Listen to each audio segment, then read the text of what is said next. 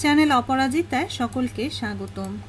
ধূমপানের চাইতেও ভয়ঙ্কর আগরবাতির ধোঁয়া, চলুন জেনে নেওয়া যাক।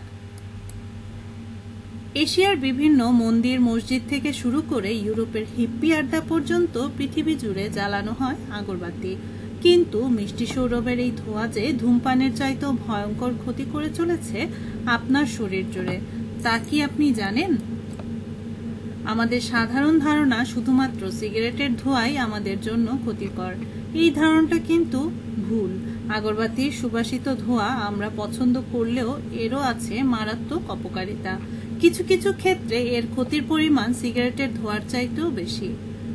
একটি গবেষণায় দেখা যায় আগরবাতি বা ধূপের এই ধোঁয়া সিগারেটের ধোঁয়ার চাইতে বেশি মিউটাজেনিক, জেনোটক্সিক এবং সাইটোটক্সিক।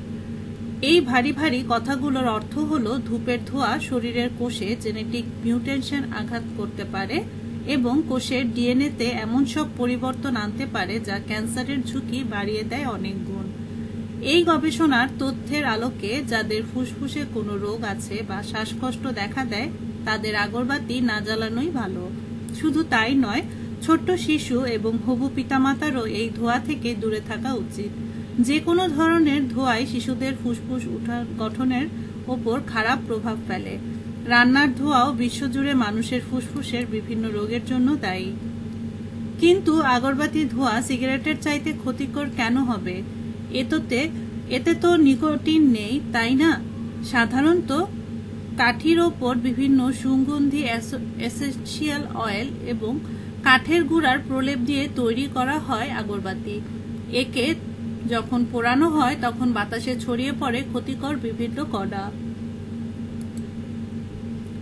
এগুলো নিঃশ্বাসের সাথে ফুসফুসে গেলে শরীর করতে পারে প্রদাহ।